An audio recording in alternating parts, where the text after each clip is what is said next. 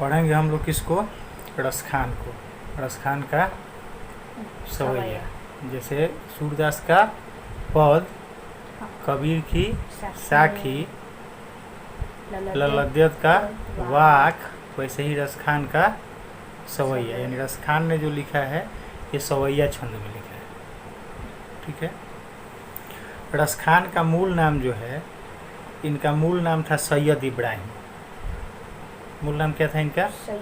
सैयद इब्राहिम। अच्छा, नाम से तुमको क्या लगता है कि ये हिंदू थे कि मुसलमान थे? मुस्लिम थे। मुस्लिम थे। रसखान से भी पता चलिए जा रहा है। हाँ। खान लगा हुआ है लास्ट में। हाँ। रसखान। हाँ। इनका बचपन का मूल नाम जो था वो क्या था? सैयद इब्राहिम। तो मुसलमान थे। लेकिन अब तुमको आश्चर्य होगा ये जान करके कि इन्होंने अपनी रचनाएं जो लिखी हैं वो कृष्ण भक्ति में लिखी हैं, कृष्ण की भक्ति की हैं। तो यही तुमको पहले भी बताए थे कि जितने भी आला दर्जे के साहित्यकार हुए उनके लिए धर्म कोई मायने नहीं रखता था। ठीक है। वे जितना अपने धर्म का सम्मान करते थे उतना ही दूसरे के धर्म का भी सम्मान करते थे। और आज जो धर्म के नाम पर लड़ाई झगड़ा वगैरह होता है, नहीं कि हिंदू हैं तो राम की पूजा करेंगे, मुसलमान हैं तो अल्लाह की पूजा करेंगे, या एक बात हमारे दिमाग में बैठा दी जाती है, तो पहले इससे भी जाहिर होता है कि पहले हमको धर्म चुनने की आज़ादी थी। मेरी मर्जी, हम जिस धर्म को चुने। हालांकि संविधान ने हमको इस बात का अधिकार दिया है, भारतीय संविधान इस बात की इजाज़त देता है हमको, इस बात का हमको राइट है कि हम अपना धर्म स्वतः चुन सकते हैं, उसमें कोई बाध्यता नहीं है, आज भी है। लेकिन आज जो समाज में उठ जाता है ना बिना मतलब का विवाद फसाद, वो चीज़ पहले नहीं हुआ करता था। इनका जन्म हुआ था 1548 ईस्वी में। कब हुआ था जन्म इनका? 1548 ईस्वी में। और ये दिल्ली के आसपास के रहने वाले थे, दिल्ली के आसपास कहीं रहते थे। मृत्यु उनकी हो गई 1628 में। 1548 में इनका जन्म हुआ और 1628 में इनकी मृत्यु हुई। तो ये 80 साल इस धरती पर रहे। जब से होश संभाला तब से कृष्ण की भक्ति की। इनके गुरु का नाम था विट्ठलनाथ। इन्होंने दीक्षा किन से ली? विट्ठलनाथ से इन्होंने दीक्षा ली। ये वही विट्ठलनाथ है ना जो कबीरदास को भी दिए थे? नहीं, ये कबीरदास को विट्ठलनाथ का, कबीरदास के तो गुरु का नाम रामानंद था। कबीरदास के गुरु का नाम रामानंद था। इनके गुरु का नाम क्या था? विट्ठलनाथ। विट्ठलनाथ से दीक्षा लेकर के ये कृष्ण भक्ति की तरफ मुड़े। हालांकि कृष्ण से लगाव इनको पहले से ही था। सुजान रसखान और प्रेम वाटिका, सुजान रसखान और प्रेम वाटिका इनकी प्रमुख कृतियां हैं जो उपलब्ध हैं। थे मुसलमान, भक्ति किसकी करते थे? कृष्ण की। जो लोग सचमुच के ज्ञानी होते हैं, जो लोग सचमुच के विद्वान होते हैं, ठीक है, उनके लिए धर्म, उनके लिए जाति, उनके लिए वर्ग, उनके लिए संप्रदाय कोई मायने नहीं रखता है। APJ अब्दुल कलाम का नाम सुनी होगी। गीता हिंदुओं का धर्म ग्रंथ है ना। APJ अब्दुल कलाम से बढ़िया गीता कोई नहीं जानता था। गीता के बहुत अच्छे,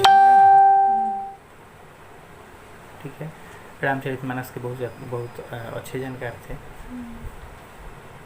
ऐसा नहीं है कि कुरान नहीं पढ़ते थे, कुरान भी पढ़ते थे, लेकिन इन ग्रंथों के प्रति भी उनकी श्रद्धा थी। विनोबा भावे हिंदू थे, ठीक है, कुरान बहुत बढ़िया जानते थे, उर्दू बहुत अच्छा जानते थे। वैसे ही रसखान, चाहे कबीर को ले लो, किसी धर्म में ये लोग नहीं बंधे थे।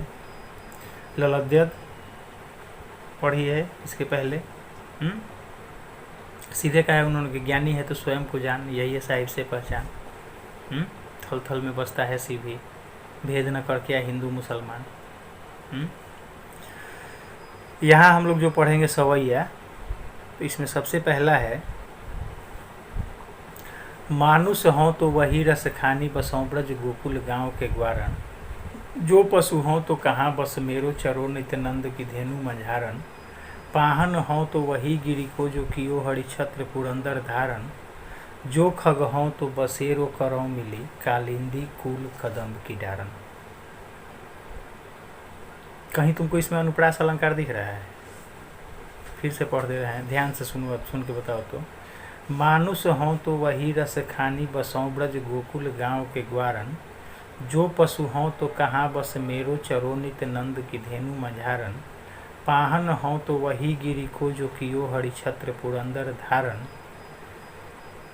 जो खग हों तो बसेरो करौ मिली, कालिंदी कुल कदम्ब की डारन। अनुप्रास अलंकार है। कहाँ है?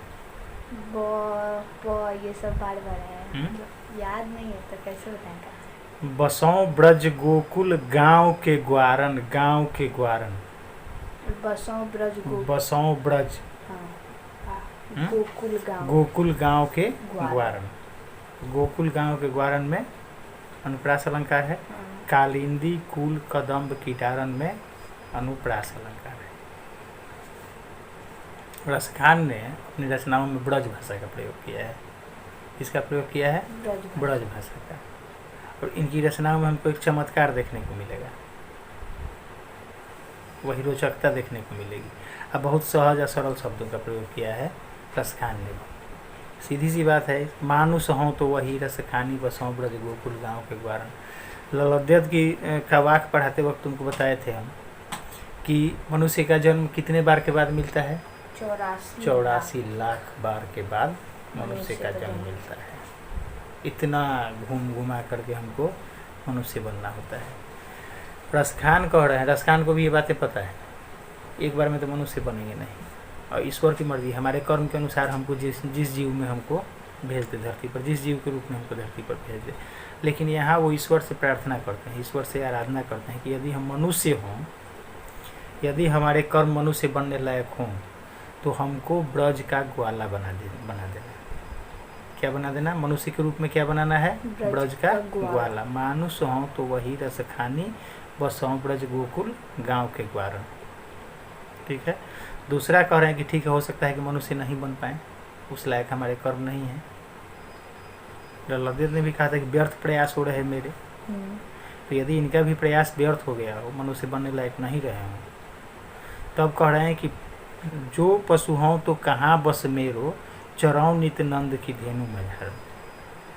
यदि मनुष्य नहीं बन करके हम पशु बन जाते हैं, यानी जानवर के रूप में यदि हमको धरती पर भेजना है ईश्वर को, तो जानवर बनाना है तो हमको नंद की गाय बना दे। क्या बनाए?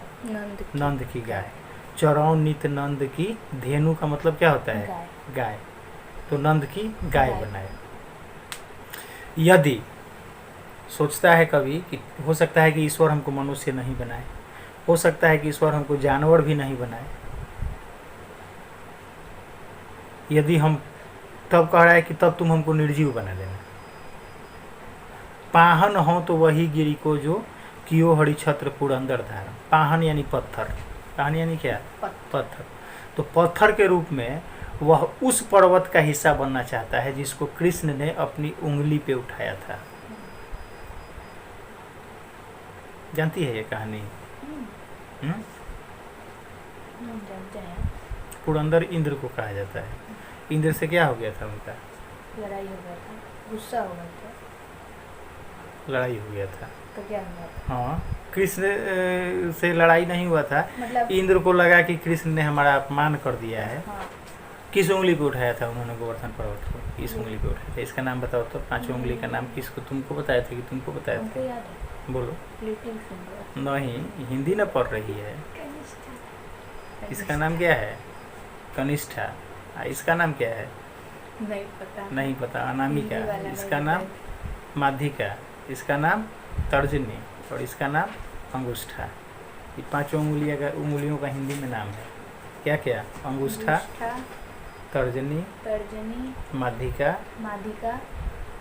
अनामिका और कनिष्ठा। अनामिका। ऐसे कानी उंगली लोग नहीं बोलता है, कानी उंगली है, इसको लोग क्या बोलता है? रिंग फिंगर बोलते हैं। हाँ, रिंग फिंगर अंग्रेजी में लोग बोलता है। इसी में अंगूठी पहनाया जाता है।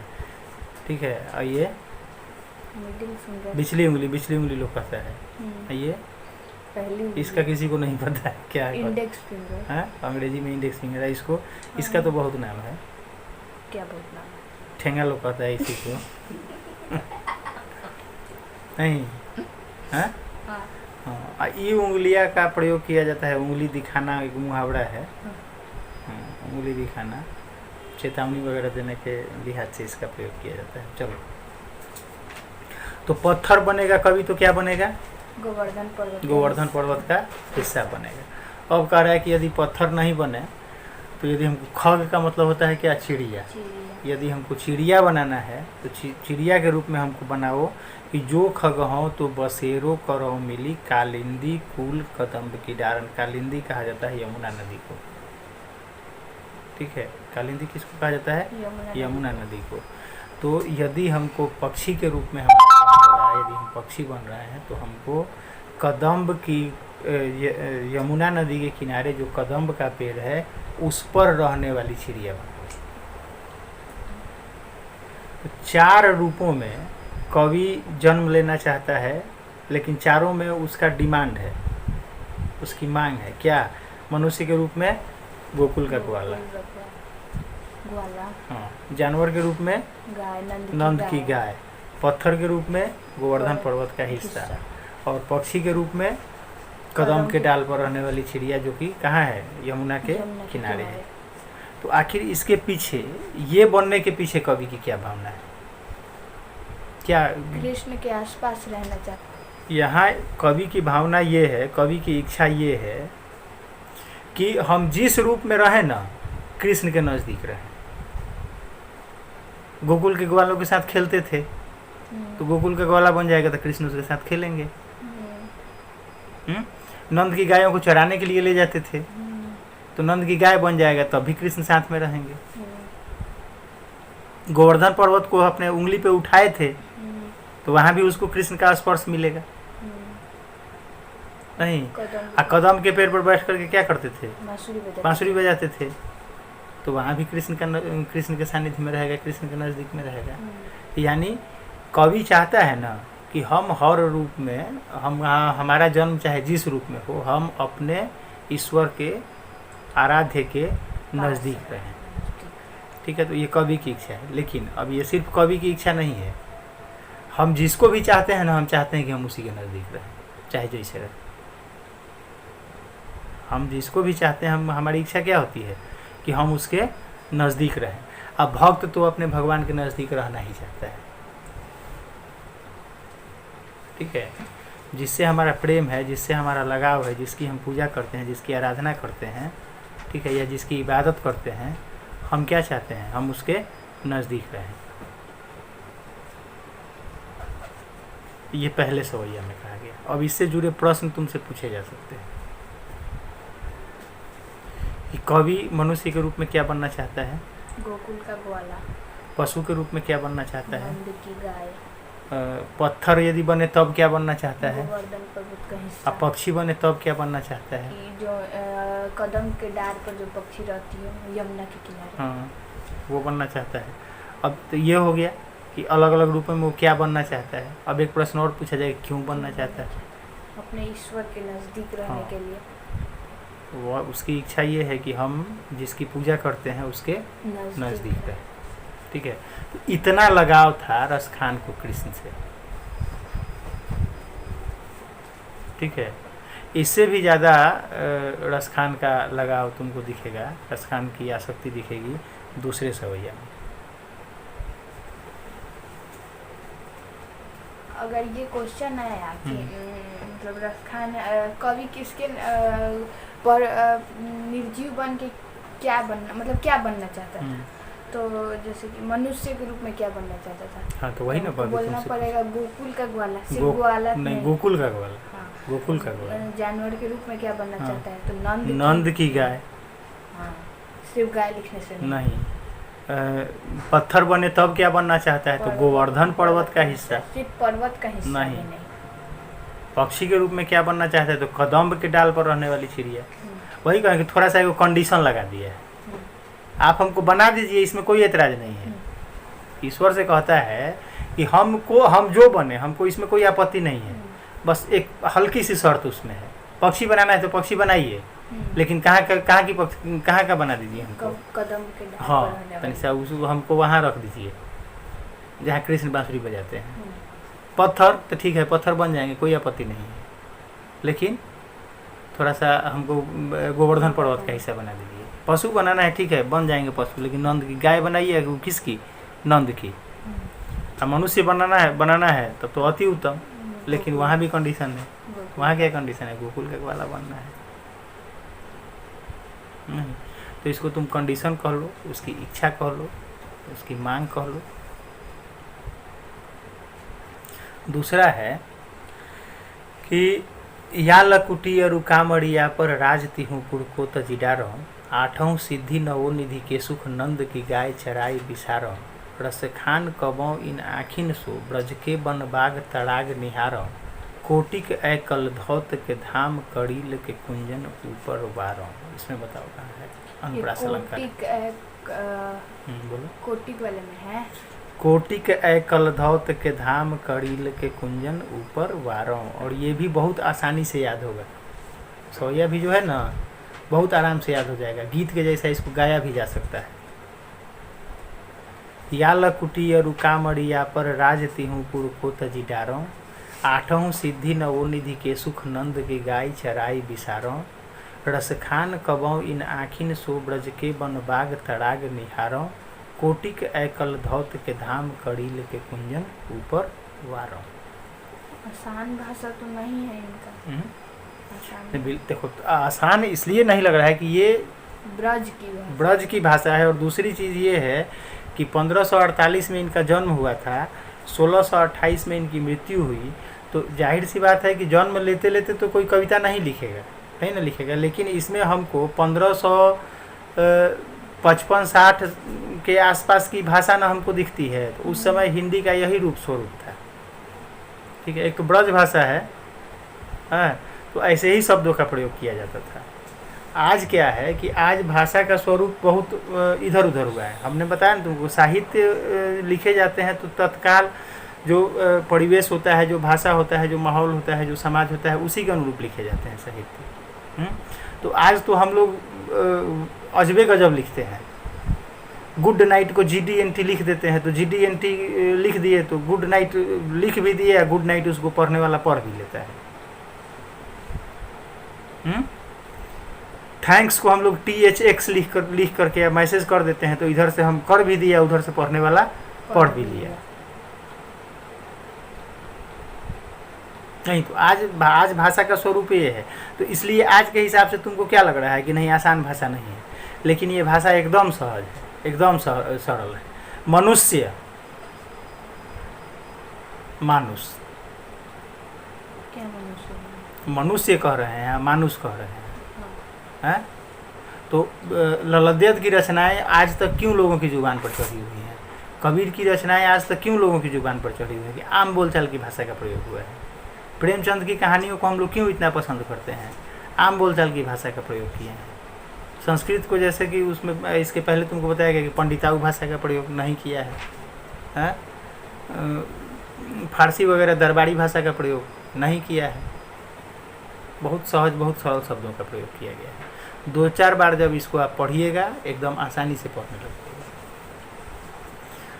अब देखो इसमें कहा गया है कि या लकुटी और कामड़िया पर राज तिहूँ पुरको तजिडारों। कृष्ण जब गैया को चराने के लिए ले जाते होंगे ना, चरवाहा सब देखिए कि नहीं देखिए, आज भी उसके कंधे पर एगो कंबल चाहे चादर चाहे अंगूछा टाइप का रहता है, नहीं वो हाथ में लाठी होती है। तो वही कृष्ण की लाठी, वही लकुटी, या लकुटी और कामड़िया पर कृष्ण की लाठी और कंबल हमको मिल जाए तो हम राज तिहूँ पुरको तजिडारों। इससे बड़ा पागलपन हो ही नहीं सकता है। कैसे? क्या पागलपन नहीं है। लाठी या कंबल पर तीनों लोगों का राज छोड़ देंगे। एगो तो नीतीश कुमार 20 साल से कुर्सी नहीं छोड़ रहे हैं। नरेंद्र मोदी दोबारा जम गए, तिबारा जमने के प्रयास में है। तो कुर्सियाँ जिसको मिल जाता है, राज जिसको मिल जाता है, वो छोड़ना चाहता है जी। नहीं छोड़ना चाहता है। ई कह क्या रहे हैं कि लाठी या कंबल मिल जाए तो तीनों लोग का राज छोड़ देंगे। तीनों लोग यानी धरती आकाश पाताल सब, माने एक तरफ आप तीनों लोगों का राजा बना दीजिए और दूसरे तरफ कृष्ण की लाठी या कंबल दे दीजिए। अब सोचो और सुनो इसके आगे क्या कह रहे हैं कि आठों सिद्धि नवोनिधि के सुख नंद की गाय चराई बिसारो। आठों सिद्धि या नवोनिधि का सुख जो है वो हम नंद की गाय, यदि नंद की गाय चराने के लिए मिल जाए, ठीक है, तो वो हम आठों सिद्धि या नवोनिधि के सुख को भूल जाएंगे। ये क्या है? अब अष्ट सिद्धि और नवनिधि के दाता किसको कहा जाता है? हनुमान जी तो हैं? तो एगो हनुमाने जी, अब तुम मान लो भूतो न भविष्यति, हनुमाने जी हैं जिनके पास आठों सिद्धि या नवोनिधि है। मतलब इसमें क्या है? आठों सिद्धि आठों सिद्धि और नवनिधि में बता देते हैं तुमको। आठों सिद्धि में कहा जाता है अनिमा, महिमा, गरिमा, लघिमा, प्राप्ति, प्रकम्य, ईशित्व और वशित्व। तुम्हारे किताब में भी लिखा हुआ है। अब सुनो ये है क्या है, सिद्धि क्या है? हनुमान जी को देखिए है ना, समुद्र को जब लांघना था तो अपना आकार बढ़ा लिए, लंका में जब प्रवेश करना था तो इतनी सा बन गए, छोटा कर लिए, तो यही सिद्धि है। तो ये 8 तरीके की होती है। आठों सिद्धि किसके पास थी? हनुमान जी के पास थी। ये सिद्धि नहीं है किसी के पास, किसी के पास नहीं है। आठों नहीं है, आठों नहीं है। नवनिधि में है पद्म, महापद्म, शंख, मकर, कच्छप, मुकुंद, कुंद, नील और खरु। ये नवोनिधि कुबेर के पास है। जैसे हम लोगों के पास सोना, चांदी, हीरा, जवाहरात, रुपया, पैसा, यही सब ना आज का धन दौलत है। तो ये निधियाँ जो हैं, ये नवनिधि, ठीक है, ये कुबेर के खजाने में मिलती है। कुबेर जिसको धन का मालिक कहा जाता है, माने भगवान का खजाना कौन देखता है? कुबेर देखते हैं। तो ये नवनिधि है। तो अब सोचो कि जो इस धरती पर एक के पास है ही, किसके पास? हनुमान के पास। यदि इनको मिल जाए, इनको दे दिया जाए, हम तराजू के एक पलड़े पर यदि रख दिया जाए कि नंद की गाय चराना है, एक तरफ आठों सिद्धि नवनिधि, तो ये क्या लेंगे? नंद की गाय। एक तरफ रख दिया जाए कृष्ण का लाठी कंबल, एक तरफ तीनों लोगों का राज, तो ये क्या करेंगे? कृष्ण का लाठी कंबल लेंगे। तो यही कह रहे हैं कि आठों सिद्धि नवोनिधि के सुख नंद की गाय चराई बिसारों। और कह रहे हैं कि रस खान कबों इन आँखिन सो ब्रज के वन बाग तड़ाग निहारों। कभी इन आँखों को यदि ब्रज के वन बाग, तड़ाग का मतलब होता है तालाब, निहारने का मौका मिल जाए तो कोटि के एकल धौत के धाम कड़ील के कुंजन ऊपरवारों। करोड़ों सोने के महलों का सुख हम ब्रज के वन बाग और तड़ाग यानी तालाब या ब्रज के जंगल झाड़ियों में घूमने के सुख के आगे हमको लाखों करोड़ों सोने के महल का सुख भी हमको नहीं चाहिए, उसको भी हम छोड़ देंगे।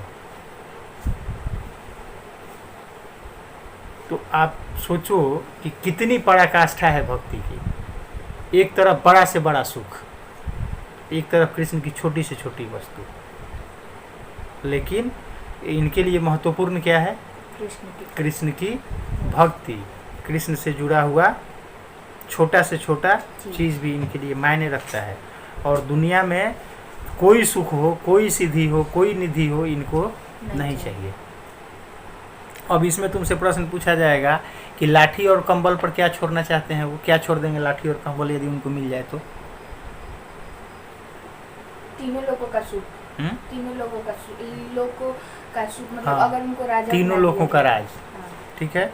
फिर आठों सिद्धि या नवोनिधि के सुख को कब छोड़ देंगे वो? गाय अगर चराने का, हाँ, जब नंद की गाय चराने का मौका मिल जाए तब, ठीक है। सोने के महलों का सुख वो कब त्याग देंगे? जब उनको गोकुल के बाग, तालाब, हाँ, जंगल झाड़ी घूमने का मौका मिल जाए या देखने का मौका मिल जाए तब, नहीं तब। तो सोचो कि कितनी जबरदस्त भक्ति थी इनकी। ठीक है, ये 2 सवैया है, पहला और दूसरा। पहले में उन्होंने क्या कहा है? पहले में उनकी इच्छा ये जाहिर हुई है कि हम चाहे जिस रूप में हमारा जन्म हो, हम कृष्ण के नज़दीक रहें, ठीक है। दूसरा में दुनिया का बड़ा से बड़ा सुख वो छोड़ने के लिए तैयार हैं कृष्ण की छोटी से छोटी वस्तु वस्तु के। पर। ठीक है, तो ये पहले और दूसरे सवैया में रसखान की अपनी इच्छा जाहिर हुई है। रसखान ने अपनी बातें की है कि वो कृष्ण के लिए क्या क्या कर सकते हैं, क्या क्या छोड़ सकते हैं, या कृष्ण के पास वो कैसे कैसे पहुंचने का प्रयास कर रहे हैं। आगे का तीसरा और चौथा जो है, ठीक है, इसमें गोपियों की बात की गई है, तो इसको बाद में पढ़ लिया जाएगा। ठीक है।